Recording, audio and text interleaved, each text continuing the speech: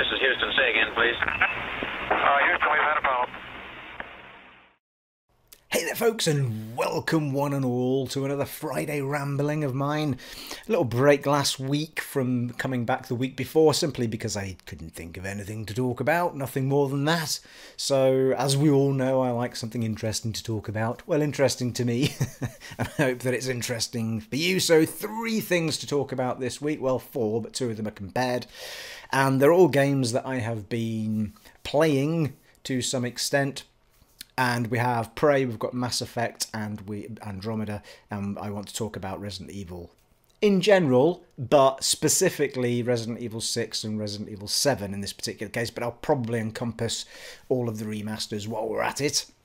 So first off the bat, for my birthday, week and a half ago, something like that, week and a tiny bit ago, my son bought me a Mass Effect Andromeda, so I, for the first time, actually got to get hands-on with it. I'd seen a little bit of gameplay footage on it, but I hadn't gone out of my way to watch a lot of it.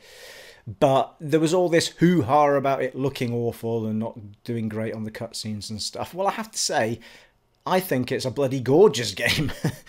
All right, we'll take the obvious thing off the table right now. We'll start with it on the table, and that's the cutscene stuff.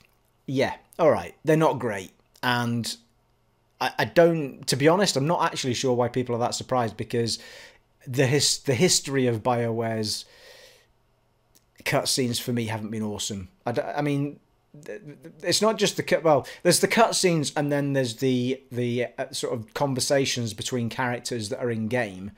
And it's the conversations that between characters I think people are talking about more so than anything else. And they are very stiff. The facial features don't move a great deal. The eyes are constantly doing this sort of thing like the old action men. A thing at the back of their eye that moved it from side to side. So there are little things like that that kind of you think, oh, that's not the greatest because other people have done it better. Other than that, you know, it's not like, what was the game where sort of people's faces were missing? Was it one of the Assassin's Creeds, wasn't it, where you could see like the innards of the jawline and the tongues, but no actual skin or anything? It's like a horror show. So there's none of that going on that I can see. But outside of those cutscenes, well, not cutscenes, I keep saying cutscenes, outside of those conversation scenes between the characters, which are in-game anyway, the game looks incredible. It's a fantastic looking game. I'm playing it on the PlayStation 4 Pro. I don't know how much of an upgrade there was for the Pro, but it looks stunning. It looks brilliant everywhere else. There's a couple of things that I found interesting about what they've done with the game, but I mean, it's the first game, apart from Resident Evil, which we'll talk about in a minute, it's the first game that's kind of got me hooked into a game again. Because I've been trying for ages to get back into a game that's just keeping me hooked. And I just couldn't find anything. And I talked about it a couple of weeks ago as far as looking for a linear type game goes. Now, okay, Mass Effect's not a linear type game, so it kind of surprised me that it did hook me in straight away, but it did. And I think the combat's fantastic. I love the little jetpack thing that scoots you into the air, because it means that the maps can be more diverse. You're not just running in a straight line to get from A to B. You've got to jump up and go places and all sorts of things. The environments, I haven't got that far into it. I've only been to the one main planet so far, which was a sort of deserty type place. But it looked stunning. It looked fantastic. So I'm looking forward to visiting more planets and seeing more of that. The Jeep's fantastic. I forget the name of it, but the buggy thing, the four-wheeler, and that's really good as well, because it kind of goes faster on flat ground, and when you hit the hills you have to turn it into four-wheel drive, and it kind of goes slowly up the hill, then whack it back into normal drive and you go quicker again. So it's got a little bit of interest there. You can jump in it still, and there's no guns on it yet though, which surprised me. I suspect it might be an upgrade for later, or I could be wrong. There's certainly sure there was guns on the original Mass Effect buggy, so I'm hoping that kicks in. The characters themselves, not found them quite as interesting as the original Mass Effect characters, or even Mass Effect 2. Don't remember that much about 3s, to be honest, but certainly I don't think there's any standout characters. The only character that's standing out to me really is the Doctor, because she's the girl from Game of Thrones and all that. So it's only because I knew that she did the voice for it that it kind of stands out. I haven't kind of hooked into any of the characters yet the way that I did with some of the original ones, but that may just be a time thing, more time with it. So I think it's got a bit of a hard time, but I think it's got a hard time because of the right reasons. I think there was high expectations for it because people loved the original trilogy. And I think more often than not, people kind of love different ones. So, yeah, it was interesting to play it, but I was expecting to half like it. And to be honest, if my son hadn't bought me it, I probably still wouldn't have played it yet because I was holding off because of what everyone has said to it. And yet it's the one game that's hooked me in and got me playing again.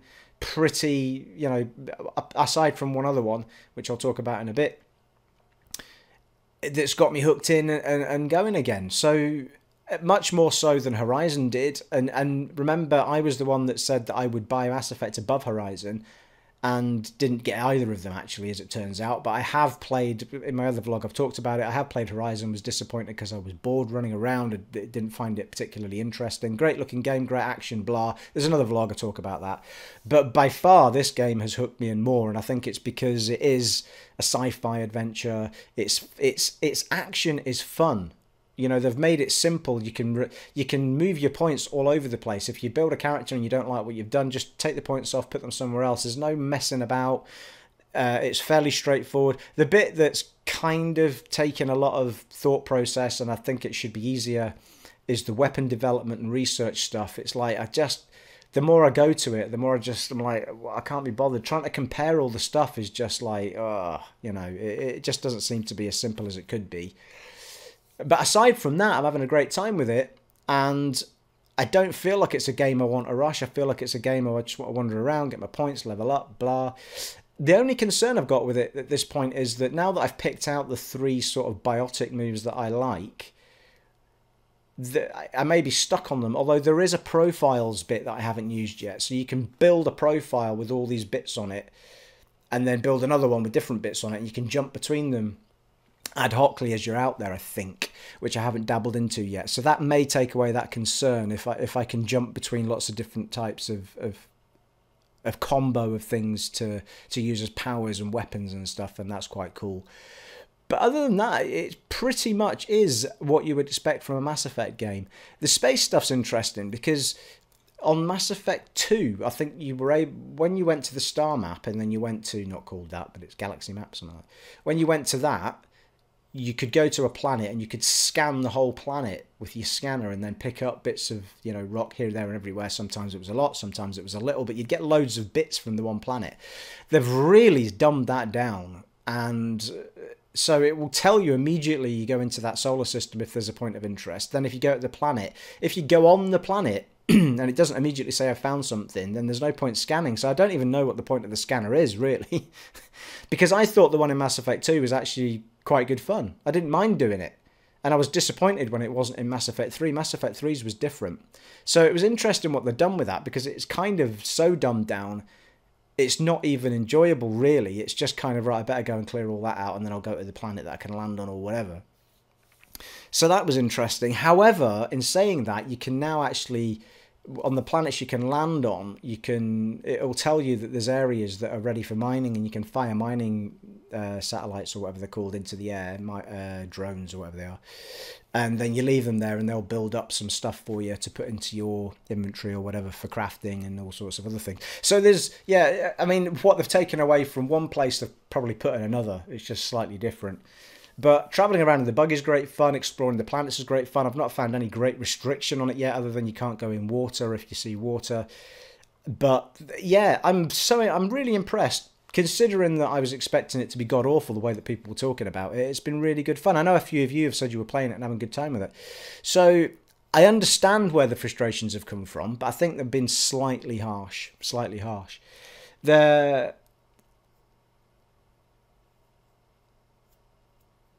new patch, big pause there. The new patch came out yesterday or the day before, and I haven't tried it since then, and it's supposed to make better work of the conversations between characters and all the cutscene type stuff.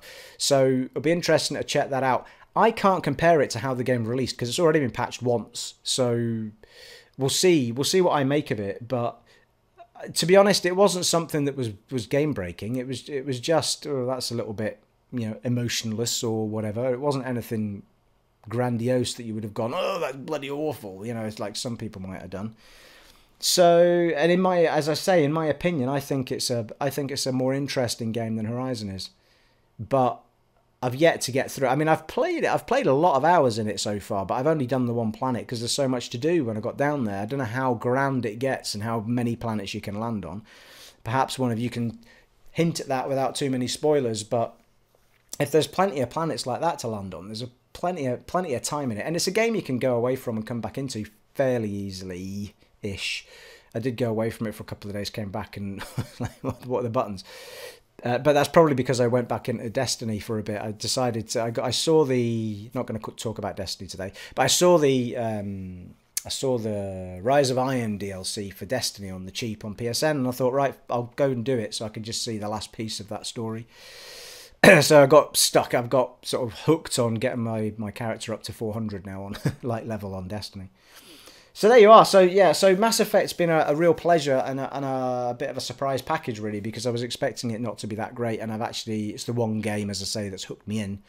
So that was the first thing I wanted to talk about. The second thing I wanted to talk about was Prey, which I talked about in the last vlog that I did a couple of weeks ago, because it was the demo was shortly coming out, and then there was the full game coming out on Friday, just gone. Now, I was really stoked for this game. I was really excited. I thought it was going to be something that I really wanted to get my teeth into. It was something that could replace the Dead Space hole in my heart that's been missing. Although we talked last time about the fact that Dead Space 4 may be on the horizon. Thank you. And so I downloaded the demo, and I have to say, okay, let's do the positives first. It looks fantastic. The story is really interesting. And those are probably, I mean, looking fantastic and great story are probably the two things I can give it. I mean, I can't fault the mechanics. I mean, it runs smoothly enough. It's just that, and I'm judging this on the demo, so I don't know if the game opens up to a point where it doesn't feel like this, but this is how it felt. In the beginning, oh, interesting, oh, exciting, oh, I didn't expect that. That was a bit unexpected. So it kind of gets you hooked in. It does feel like Dishonored mechanically. I mean, it is without doubt the same engine. It has to be. It feels so much. Even the way that things pop in at the screen and tell you what's happening feels like Dishonored than Dishonored 2.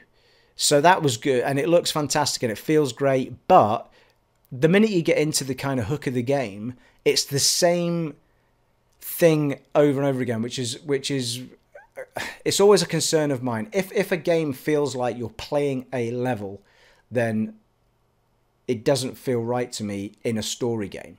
Like, I don't want to feel like I'm just clearing a level to get to another level. I want to feel like I'm flowing through a story. I'm flowing through a massive ship, and I've got all this stuff to do and blah. I don't want to do what I was doing in Prey, which is arrive in an area and it says, you've got to find the key card to get through to the next area.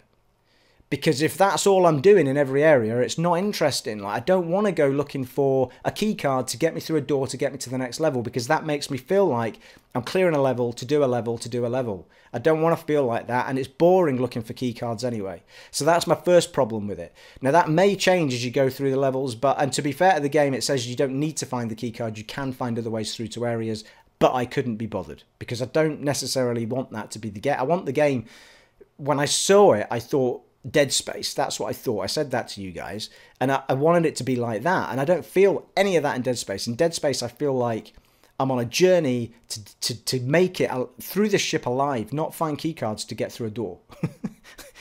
There may be bits like that in Dead Space, but I never felt like that's what I was trying to do. You know, you're picking stuff up, you're finding stuff, you've got to go and do stuff, yes, but the main crux of the whole thing is I've got to survive this, not the keycard scenario, which is just like, no. So that was my first gripe. My second gripe is that the enemies were nowhere near varied enough. And so, and I know that it's only the demo and I only got to see 2 of the enemies. But the majority of the demo was all the little critter ones that just fly at you really quickly. And then we saw one of the slightly bigger ones, can't remember what they were called, hovering around in an area, and you had to kill that. And the only 2 weapons that I got were a spanner, a pistol, and a glue gun. And I only got the pistol quite late on. So basically, the Okay, so let me finish that point. Those were the only two enemies I saw. Those are outside of one massive enemy. That's the only three enemies I know of in that game, and it's the only three I've ever seen shown off. So you've got a little shadowy one, a medium shadowy one, and a big shadowy one. And to me, that's not interesting. They're all just black shadowy things. And I get that's kind of what they are. And they've got this mimic thing where they can turn themselves into radiators and blah. Fine. But if you look at something like Dead Space, the variety of enemies that come at you and the variety of different ways you've got to kill them and all that sort of stuff makes it interesting. And it just wasn't interesting. That's my problem with it. It's just not interesting. And there was nowhere near enough variety in how I was getting around the problem. And here's my issue with the mechanics. When you have creatures like little critters that fly at you so quickly that in first person view you can't see or shoot anything, right? So the only mechanic that worked was glue gunning the entire area they were coming from to trap them in the glue and then smash them with the spanner before they got out of the glue. And that was it, over and over and over again, because there was no other way of dealing with them. There was an ability to slow down time, which would help with that. But my problem with this mechanic is that because it's in first person, if you're going to have enemies of that speed coming at you, and the only way to get round them is to use a glue gun or that, it's going to just be the same. It's just going to be the same thing over and over again to get through a level, to get through a problem. I don't know whether that's because they're expecting you to... Because there is a stealth element to this game. You don't have to take everything head on, and it does say it at the beginning. But frankly, I don't want a stealth game. I don't want to just be sneaking around all these enemies to pick up a keycard, sneak all the way back and open a door and go. Where's the fun in that? There is no fun in that. Like, there isn't any fun. So there's my gripes with it, and that's why I didn't buy it, because I told you all in the last vlog that there was a high likelihood I was going to buy it at launch, but I didn't do, because after playing the demo, I was kind of like, I don't want to do this level after level after level. It's just not, it's not fun and it's not exciting. So, you know, by the time the demo had finished, I was ready to just like, oh, I've had enough of that now, I want to move on. So that feeling I had at the end of the demo stayed with me, and I was like, nah, I'm not. Nah. If I see that game at 15 to 20 quid some point down the line, then maybe I'll give it a whirl and just see how we get on with it. You'd got a brief taster of the mechanic of building. It seems to be that was the other thing as well. The enemies didn't seem to drop an awful lot, so the glue gun soon ran out.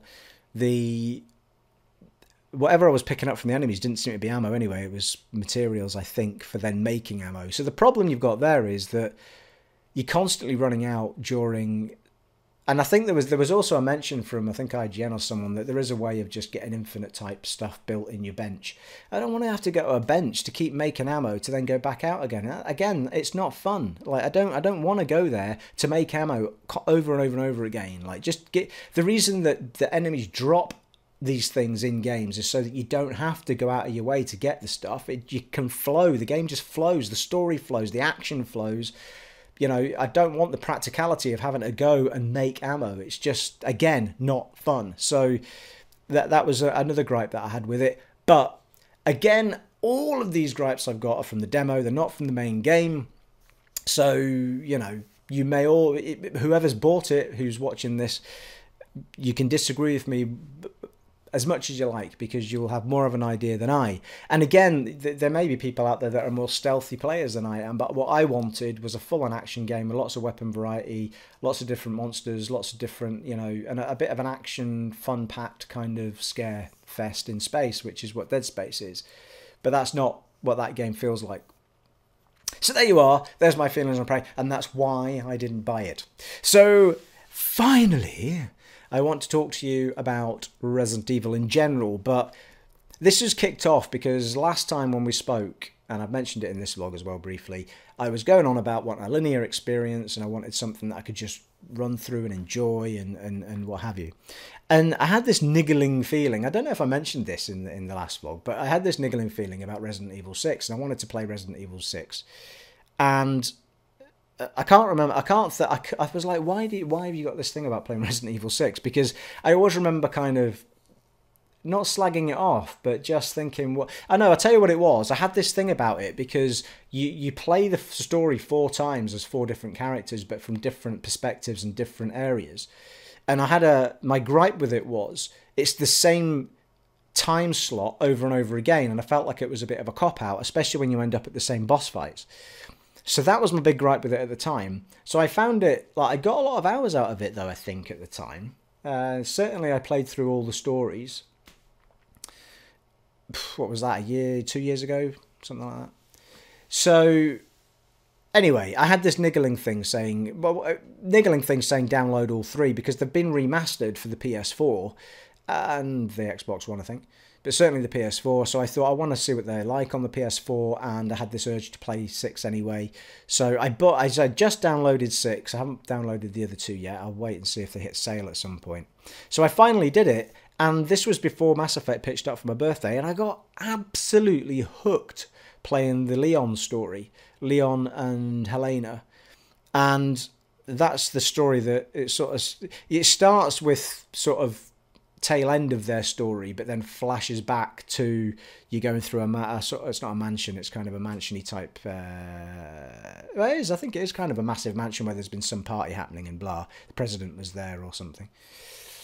And anyway, so yeah, so it starts off, and actually their story is actually the story that kind of keeps you feeling like it's a Resi game with a bit of a scare fest going on, but with action and drive and adrenaline all kind of pumped into it. And it's the best Resident Evil mechanics in that game that were in any game, because it was the first one that you could walk and shoot at the same time. With 3 and 4, when you shot, you basically stopped. You had to stop moving to shoot enemies, which I'm never sure whether it was a deliberate thing or whether to make it more frightening, or whether it was just something that was easier to do at the time. I've got no idea.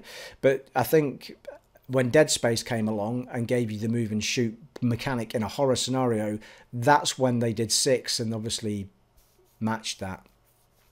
So anyway, my big surprise to this was that how much I enjoyed playing it. And as I was playing it, I flashed back to playing Resident Evil 7, which was on my son's copy that he brought over one night, or 2 nights, or whatever it was. I've still got it here, actually. And we played it, and I think we played it through to finishing the second boss fight. And the fact of the matter is this: I will play Resident Evil 6 way more times than I will play Resident Evil 7. And it's not because there's anything necessarily wrong with Resident Evil 7. It's because Resident Evil 7, firstly, doesn't feel like a Resident Evil game to me because it's first person. And also, it feels more like Outlast with guns than it does a Resident Evil game, was my impression of it. And also, it was almost like they'd made the moving around in that game overly difficult just so that it would be more scary. Like, I got into the first boss fight and I tried to run, and the guy literally, like, he must jog at the slowest jog pace I've ever seen in my entire life, just in this enclosed space of a garage with this bad guy running at you. Like, if you were in that situation, you'd be legging it hell for leather across the room. This guy's like, it was just like, and then it was almost just to make it difficult for no reason. Anyway, look, the long and the short of it is, it feels like gory and dark and sticky and horrible and just everything that Outlast is, 7.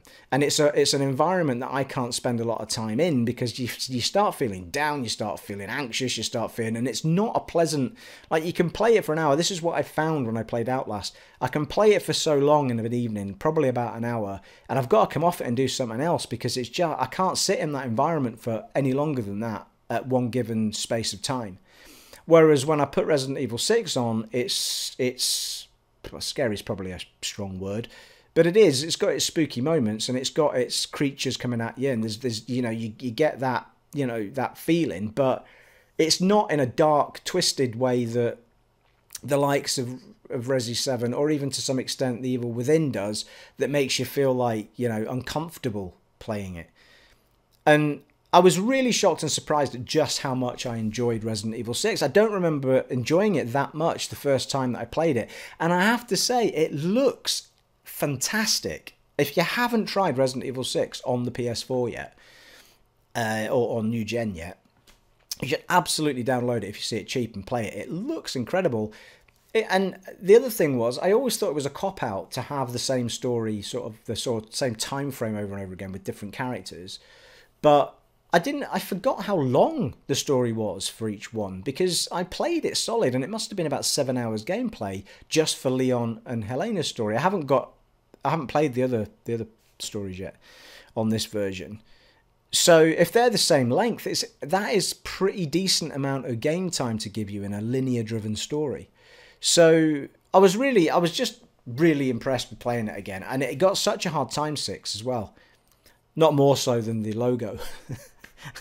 Which, once someone tells you it looks like a man blowing off a giraffe, you can never get that image out of your head.